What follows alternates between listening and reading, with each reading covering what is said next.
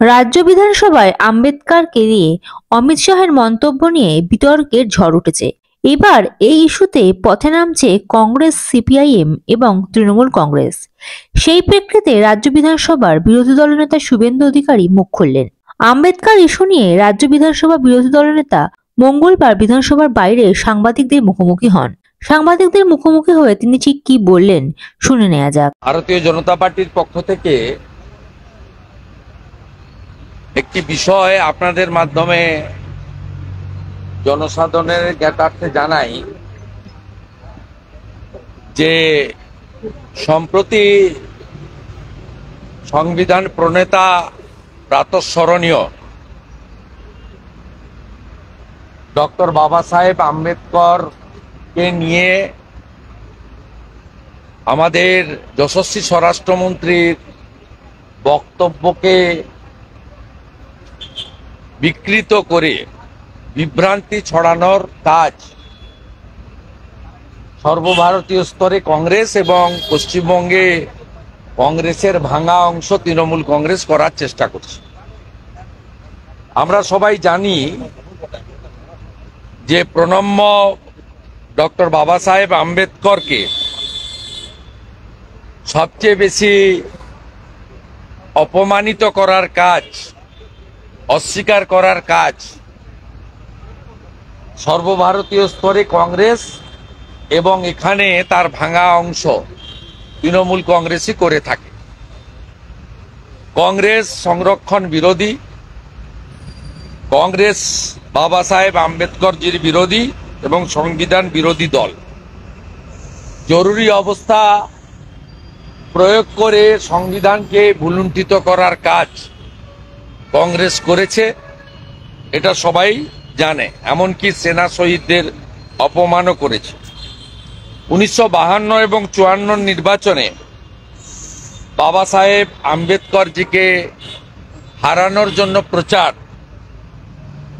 কংগ্রেসের পক্ষ থেকে করা হয়েছিল এবং তৎকালীন কংগ্রেসের প্রধান নেতা জওহরলাল নেহরুজিও কি মন্তব্য করেছিলেন সবাই জানেন। 1955 সালে জওহরলাল নেহরু নিজেকে নিজেই ভারতরত্নে ভূষিত করেন। 1971 সালে প্রয়াত ইন্দিরা গান্ধী তিনি ভারতরত্নে ভূষিত হন। 71 সালে তার সরকারই তাকে ভারতরত্ন দেয়। কিন্তু বাবা সাহেবকে ভারতরত্ন দেওয়ার জন্য 1990 সাল পর্যন্ত অপেক্ষা করতে হয় এবং বিজেপি সমর্থিত যে কেন্দ্রীয় সরকার হয়েছিল, অকংগ্রেসী সরকার, তারা 1990 সালে বাবা সাহেবকে ভারতরত্ন পুরস্কারে ভূষিত করে। মমতা ব্যানার্জি এবং কংগ্রেসের যে কটা এখানে আছে সাইনবোর্ডের পার্টির, জওহরলাল নেহরু নিজের বই সিলেক্টেড ওয়ার্ক অফ নেহরু, তাতে সেটা পড়ার জন্য আপনাদের অনুরোধ করব, যেখানে বিসি রায় মহোদয় কেন্দ্রীয় মন্ত্রিসভা থেকে বাবা সাহেবের পদত্যাগের ইনফরমেশনটা দিয়েছিলেন নেহরুজিকে এবং নেহরুজি বলেছিলেন তিনি পদত্যাগ করলেও তার কোনো আসে যায় না। এর প্রামাণ্য দলিল সিলেক্টেড ওয়ার্ক অফ নেহরুতে আছে। অন্য একটি বই পড়ার জন্য মমতা ব্যানার্জিকে, তার দলকে, যদিও তারা অশিক্ষিত দল, ইংরেজি বই পড়তে পারবেন কিনা জানি না, যে দলের নেতা শাহজাহান, যে দলের নেতা জাহাঙ্গীর, যে দলের নেতারা কাশ্মীরের জঙ্গিকে আর বাংলাদেশের জঙ্গিদেরকে শেল্টার দেন, যে দলের যে মন্ত্রিসভার মুখ ফিরাদ হাকিম বলেন যে 50 ভাগের বেশি লোককে উর্দু পড়তে হবে, তারা ইংরেজি পড়তে পারবেন কিনা জানি না। জওহরলাল নেহরু আপনার আরেকটা বই letters to the chief ministers, সেটাও পড়ার জন্য আমি অনুরোধ করব। তাই এই রাজনৈতিক প্রচার পশ্চিমবাংলায় নিপীড়িত, বঞ্চিত দলিত সমাজ, জনজাতি সমাজ গ্রহণ করবে না আমরা জানি, কারণ পশ্চিমবাংলায়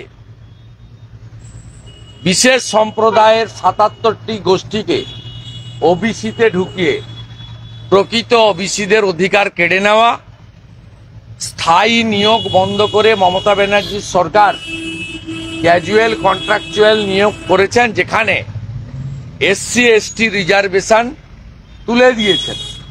বাবা সাহেব যে সংরক্ষণ আমাদের দিয়েছিলেন, সেই সংরক্ষণের অধিকার থেকে তফসিলি জাতি এবং জনজাতিরা পশ্চিমবাংলায় বঞ্চিত হচ্ছেন মমতা ব্যানার্জির দ্বারা। বিশেষ করে দলিত পরিবারের ছোট ছোট শিশু কন্যারা, তারা শারীরিকভাবে অত্যাচারিত হয়ে খুন হচ্ছেন, যার প্রমাণ কালিয়াগঞ্জের রাজবংশী পরিবার, হাঁসখালির দলিত পরিবার,